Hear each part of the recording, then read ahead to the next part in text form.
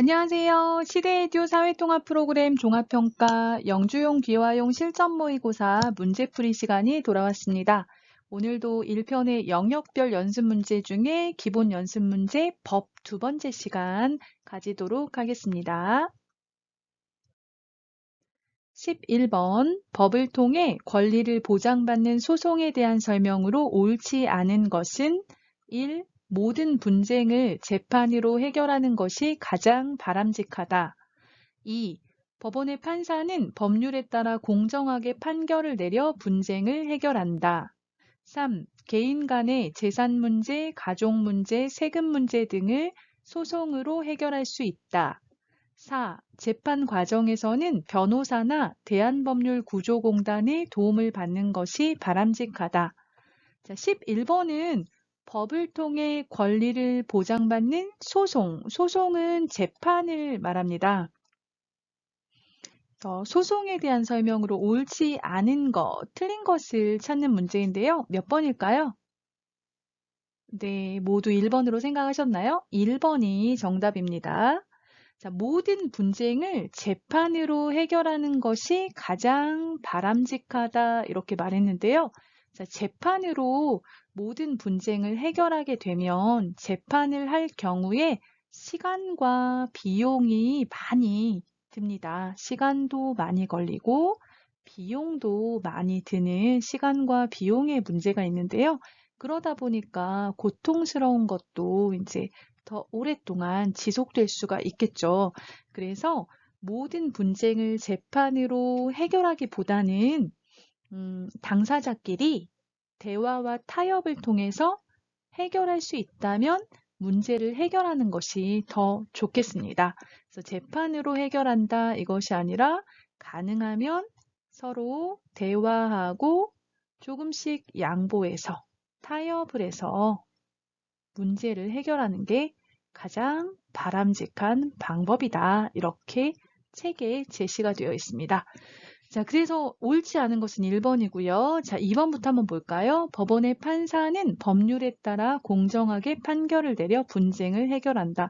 자, 법원에서 판사가 재판에 판결을 내리죠. 판사는 법률에 따라서 공정하게 판결을 해야 되고요. 법률에 나오지 않는 경우에는 판사의 양심, 깨끗한 마음, 착한 마음, 그걸 말하는 거죠. 양심과 법률과 양심에 따라서 재판을 하도록 되어 있습니다. 자, 3번. 개인 간의 재산 문제, 가족 문제, 세금 문제 등을 소송으로 해결할 수 있다. 맞죠?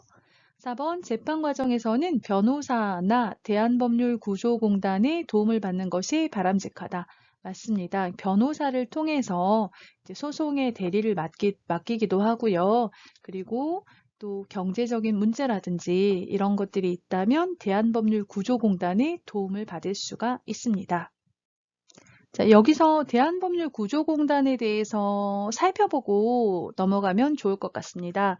대한법률구조공단은 경제적으로 어렵거나 법을 잘 모르는 사람들을 위해서 각종 법률 서비스를 제공하고 있습니다. 그래서 경제적인 약자들 또는 법을 잘 모르는 사람들,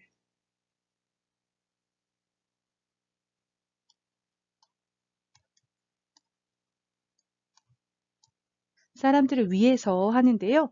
자, 이 대한법률구조공단을 통해서 무료로 법률 상담도 받을 수 있고 재판에 대한 상담도 받을 수 있고 또 그런 상담을 통해서 경제적으로 어려운 사람들 같은 경우는 소송 대리의 지원도 받을 수가 있습니다. 그래서 여러분께서 만약에 재판을 해야 되는데 경제적으로 어렵고 법을 잘 모른다. 그러면 대한법률구조공단에 상담도 받아보시고 그곳에서 변호까지 이제 받을 수 있는 길이 있습니다. 외국인도 가능하다고 합니다. 그래서 한국에 거주하고 있는 외국인도 대한법률구조공단의 도움을 받을 수가 있다고 합니다. 그래서 하나 알아두시면 좋겠습니다.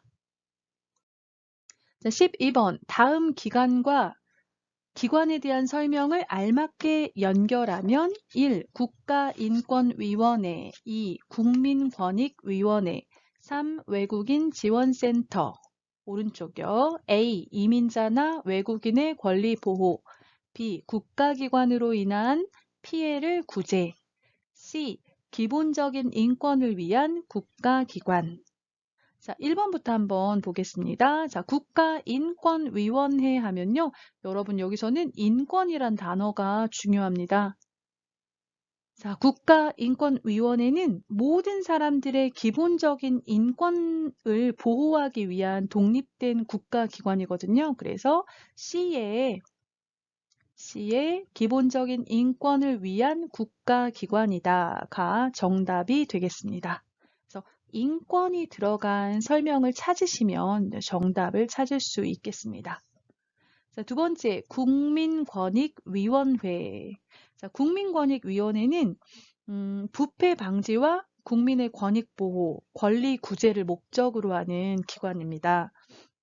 부패라고 하면 그 자신의 지위에 따라서 어떤 권한과 영향력이 생기는데 이런 지위에 따른 권한과 영향력을 부당하게 잘못 사용하여 사회 질서에 반하여 자신의 이익을 취하는 걸 부패라고 하거든요. 그래서 국가기관으로 인해서 이제 피해를 보았을 때 구제받을 수 있는, 도움을 받을 수 있는 곳이라고 하겠습니다. 그래서 B가 정답입니다. 그래서 부패 방지, 국민의 권익 보호, 권리 구제를 목적으로 하는데 국가기관으로부터 피해를 입은 국민을 구제하는 기관입니다. 자, 그리고 3번에 외국인 지원센터가 있는데요. 외국인 지원센터는 A가 되겠네요. 이민자나 외국인의 권리 보호를 위해서 있는 기관입니다. 그래서 이런 기관들을 통해서 우리의 권리를 보호받을 수가 있겠습니다. 13번, 대안적 분쟁 해결 제도의 용어와 의미를 알맞게 연결하시오. 1. 협상, 2. 조정, 3. 중재. A. 제3자가 모든 권한을 부여받아 강제로 해결함. B. 자발적으로 합의하고 대화로 해결함. C. 제3자가 참여해서 조언이나 자문을 제공함. 자, 먼저 대안적 분쟁 해결 제도가 무엇인가 이걸 먼저 살펴봐야 될 것 같아요. 그쵸? 모든 분쟁을 재판으로 해결할 필요가 없어요. 재판을 하기 전에 다른 방법으로 해결할 수 있다면 하는 게 좋죠. 왜냐하면 재판은 앞에서도 말한 것처럼 많은 시간과 비용이 들기 때문에 재판이 끝날 때까지 당사자들은 고통스러울 수밖에 없거든요. 그래서 한국에서는 재판까지 가지 않고 분쟁을 해결할 수 있는 제도를 마련해 놓았어요. 그러니까 재판을 하지 않고 재판 없이 분쟁을 해결할 수 있는 제도로 대안적 분쟁 해결 제도라는 걸 만들어 놓았는데요. 3가지가 있습니다. 자, 첫 번째 협상은 양쪽 당사자가 자발적으로 합의하고 대화로 해결하는 것을 협상이라고 합니다. 자발적이다 하면 이거는 스스로 그런 뜻이죠. 누군가 시켜서 하는 것이 아니라 양쪽에서 스스로 원해서 합의, 서로 같은 의견에 도달하고요. 대화를 통해서 해결하는 것을 협상이라고 합니다. 자, 조정은 이제 제3자가 들어갑니다. 조정이나 중재 같은 경우는 제3자가 이제 관여를 하게 되는데요. 자, 조정은 제3자가 참여해서 그 문제에 대해서 조언, 도와주는 말을 하고요. 자문, 어떻게 하십시오 하고 도와주는 말을 하는 거죠. 자문하면 전문가에게 어떤 일을 더 잘 처리하는 방법을 물어보는 것을 자문을 받다 이렇게 말하는데요. 결국 제3자가 참여해서 양쪽 사람들에게 도와주는 말, 이렇게 하면 좋겠다라고 조언이나 자문을 제공하는 것을 조정이라고 합니다. 자, 3번째 중재는요. 제3자가 참여하는 것은 같은데요. 이 경우에는 어떻게 되냐면요.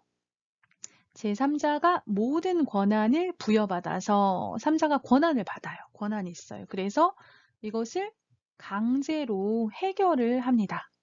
그러니까 조정 같은 경우는 강제로 어떤 것을 해결하지는 않아요. 이렇게 하면 좋겠습니다 하고 조언을 하는 것뿐이지만 중재의 경우에는 제3자가 양쪽 사람들의 이야기를 듣고 그 문제에 대해서 권한을 받아서 강제로 이렇게 하십시오 라고 해결을 하는 거죠. 그래서 이렇게 재판 없이 시간이나 비용을 절약하기 위해서 대안적 분쟁 해결 제도를 만들어 놓고 있는데요. 협상, 조정, 중재 세 가지 제도가 있습니다. 자, 14번. 태어난 아이의 국적을 결정할 때 부모가 가진 국적을 기준으로 아이의 국적을 결정하는 것은 1. 속지주의, 2. 혈통주의, 3. 출생지주의, 4. 죄형 법정주의. 자, 몇 번인가요?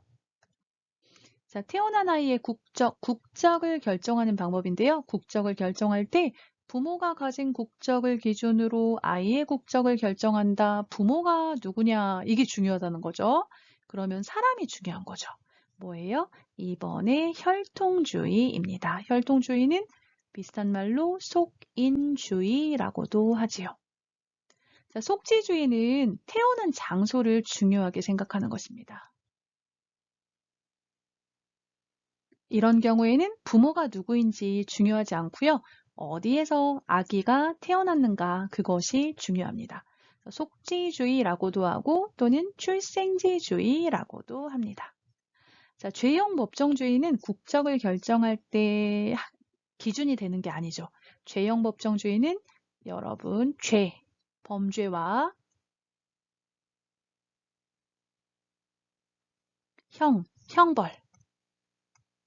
형벌을 어떻게 해야 된다? 법에 정하다. 범죄와 형벌을 미리 법에 정해 놓아야 한다. 그런 얘기죠.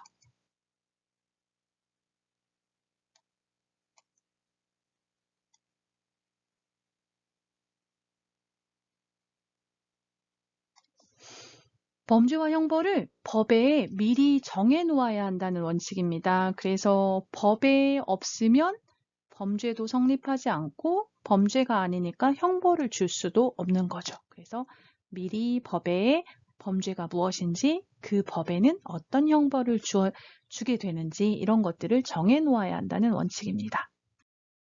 자, 15번. 다음 중 가정폭력의 예로 옳지 않은 것은 1. 가족에게 물건을 던지거나 때리는 것. 2. 가족에게 욕설을 하거나 협박하는 것. 3. 어린이나 노인을 제대로 돌보지 않는 것. 4. 청소, 빨래, 요리 등 가사노동을 하지 않는 것. 여러분, 가정폭력에 대해서 자세하게 배우지 않았더라도 1, 2, 3, 4번을 읽어보면 아마 답을 쉽게 찾을 수 있을 것 같아요. 그쵸? 자, 보면 몇 번이 옳지 않은 것일까요? 옳지 않은 것을 고르세요 했으니까요. 네, 4번입니다. 청소, 빨래, 요리, 가사노동은 집안일을 말하죠, 집안일.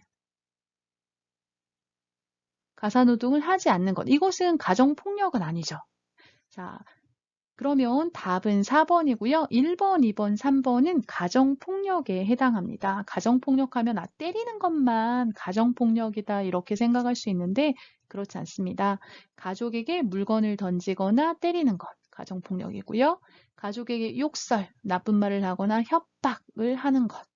뭐뭐 하지 않으면 내가 어떻게 하겠다 하면서 협박하는 것. 또 어린이나 노인들은 돌봄이 필요해요. 그쵸? 어린이나 노인을 제대로 돌보지 않는 것도 가정폭력에 해당합니다. 이것뿐만 아니라 필요한 생활비를 주지 않는 것, 이것도 가정폭력에 해당하고요. 가정폭력이 발생했을 때는 경찰에 신고하거나 상담센터에 도움을 요청해야 합니다. 16번. 법의식에 대한 설명으로 옳은 것은 1. 안전한 사회가 되면 법을 잘 지키게 된다. 2. 법을 잘 지키는 정신을 준법 정신이라고 한다. 3. 법은 지키는 것보다 잘 만드는 것이 더 중요하다. 4. 외국인은 한국의 법을 잘 모르므로 안 지켜도 된다. 자, 법 의식에 대한 설명으로 옳은 것을 고르세요 했습니다. 자, 법 의식이라고 하면 법에 대한 생각을 말하는 건데요. 자, 옳은 것을 한번 보겠습니다. 자, 1번부터 한번 살펴볼까요? 1. 안전한 사회가 되면 법을 잘 지키게 된다. 이거 순서가 바뀐 것 같아요. 자, 법을 잘 지키면 안전한 사회가 되겠죠. 2번, 법을 잘 지키는 정신을 준법 정신이라고 한다. 2번이 맞습니다. 자, 준법 정신 하면 법을 잘 지켜야 한다. 그런 얘기죠. 그래서 법을 지키자. 법을 잘 지키는 정신, 준법 정신이라고 한다. 맞죠? 3번, 법은 지키는 것보다 잘 만드는 것이 중요하다. 자, 지키는 것도 중요하고요. 잘 만드는 것도 중요하죠. 둘 다죠. 잘 만들고 잘 지켜야 되겠죠. 그래서 무엇보다 뭐뭐가 더 중요하다라고 말할 수는 없습니다. 자, 외국인은 한국의 법을 잘 모르므로 안 지켜도 된다. 아니죠.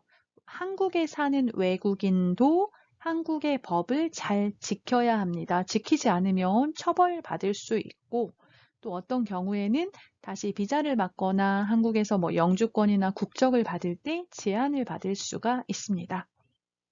그래서 16번에 옳은 것은 2번 법을 잘 지키는 정신을 준법 정신이라고 한다가 정답이 되겠습니다. 17번 정의로운 법을 만들도록 노력해야 하는 이유는 1. 외국인은 헌법 소원을 청구할 수 없기 때문이다. 2. 국회에서 국민의 뜻에 따라 법을 만들기 때문이다. 3. 국민의 기본권이나 인권이 자주 침해되기 때문이다. 4. 정의로운 법을 통해 정의로운 사회가 될 수 있기 때문이다.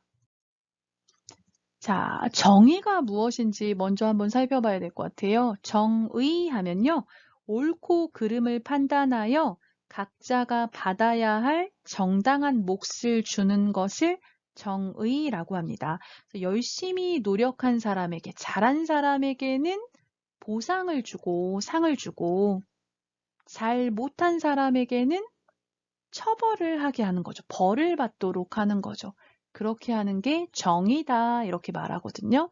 그래서 그런데 우리가 이제 법을 만들 때 정말 잘한 사람들에게는 보상하고 잘못한 사람에게는 처벌을 할 수 있는 그런 맞는 올바른 그런 법을 만들어야 되잖아요. 그래서 정의로운 법을 만들도록 노력해야 하는 이유는 무엇일까 보시면 답은 4번이 되겠습니다. 자, 법이 정의로워야 법을 잘 만들어야 그 법을 통해서 정의로운 사회가 될 수 있기 때문에 정의로운 법을 만들도록 노력을 해야 합니다. 자, 그러면 18번으로 한번 가보겠습니다. 자, 다음 중 일반 귀화의 조건이 아닌 것은 1. 한국에서 3년 이상 생활한 외국인 2. 영주 자격을 가지고 있는 외국인 3. 한국에 주소가 있는 만 19세 이상의 외국인 4. 품행이 단정하고 생계 유지 능력이 있는 외국인 자, 일반 귀화는 한국과 아무런 관계가 없는 외국인이 한국 국적을 받고 한국 국민이 되기 위한 과정을 말하죠. 그래서 일반 귀화라고 하는데요. 자, 일반 귀화의 조건이 아닌 것은 몇 번일까요? 네, 답은 1번입니다. 일반 귀화는 한국에서 3년 이상 아니고요. 5년 이상입니다. 5년 이상 계속 한국에 주소가 있어야 합니다. 그래서 한국에서 3년 이상 생활한 외국인은 틀렸고요. 5년 이상 생활한 외국인이어야 하고요. 2번 영주 자격을 가지고 있어야 되고요. 한국에 주소가 있는 만 19세 이상 외국인 성인이어야 합니다. 그리고 품행이 단정하고 행동을 바르게 하고 그리고 생계 유지 능력이 있다. 스스로 돈을 벌어서 생활을 유지할 수 있는 외국인을 말합니다. 여기에다가 이제 한국어 능력 등 한국 국민으로서의 기본 소양도 가지고 있어야 됩니다. 한국 국민으로서의 기본 소양. 또 있어야 되는데요. 우리가 1단계에서 4단계까지 한국어를 배우고 또 5단계의 한국사회 이해를 배우잖아요. 이것이 바로 한국 국민으로서의 기본 소양을 갖추기 위한 과정이라고 생각하시면 되겠습니다. 그래서 18번의 조건이 아닌 것은 1번이 되겠습니다. 19번, 한국에서는 외국인들이 한국 생활에 잘 적응하고 행복하게 생활할 수 있도록 2007년에 이 법을 제정하였다. 한국에 살고 있는 외국인들이 한국에서 불합리한 차별을 받지 않고 인권을 보장받도록 돕기 위해 제정한 이 법의 이름은, 자, 여러분 2007년이라고 나오면 이 법이구나 이렇게 기억하셔야 될 것 같아요. 자, 한국에 있는 외국인들, 제한 외국인이라고 하죠.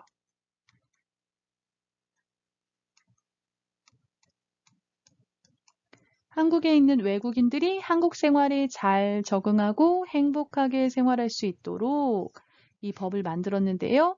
불합리한 차별을 받지 않고 또 인권을 보장받을 수 있도록 이 법을 만들었습니다. 그래서 제한 외국인들을 어떻게 대우할 것인가, 처우라고 하죠. 처우에 대해서 기본적인 것들을 이렇게 기록해 놓고 있어요. 그래서 제한 외국인 처우 기본 법이라고 기억해 주시면 좋겠습니다.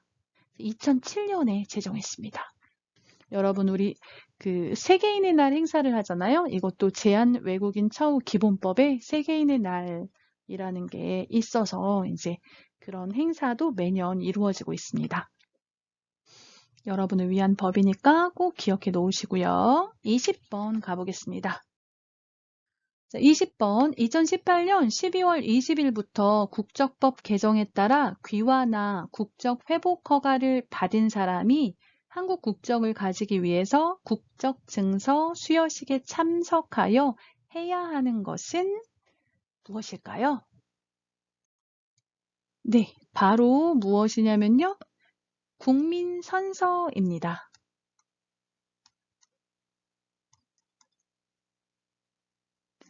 (2018년 12월 20일에) 국적법을 바꾸었습니다. 그래서 귀화를 하거나 또는 국적을 다시 받아요. 회복을 받은 사람은 한국 국적을 가지기 위해서 이 국적증서 수여식에 참석을 해야 합니다. 참석해서 무엇을 하도록 되어 있냐면 국민선서를 하도록 되어 있습니다. 이 국민선서는 나는 자랑스러운 대한민국의 국민으로서 대한민국의 헌법과 법률을 준수하고 국민의 책임과 의무를 다할 것을 엄숙히 선서합니다. 라고 선서하는 건데요. 이렇게 선서를 해야 그 다음에 이제 여러분이 주소로 등록된 등록 기준지에 뭐 시장이나 읍장이나 면장에게 통보가 되고, 그리고 그 다음에 가족관계 등록부에 여러분 이름이 이제 올라가게 됩니다. 그래서 이제 국적을 받을 때는 꼭 국민선서를 해야 된다. 이렇게 기억해 주시면 좋겠습니다. 자, 이렇게 해서 여러분 지난 시간에 이어서 법 2번째 문제풀이 시간을 가져보았습니다. 이 수업이 여러분의 평가 준비에 도움이 된다면 좋아요와 구독 눌러주시고요. 다음에는 역사 문제를 가지고 여러분을 찾아뵙도록 하겠습니다. 여러분 오늘도 들어주셔서 감사합니다.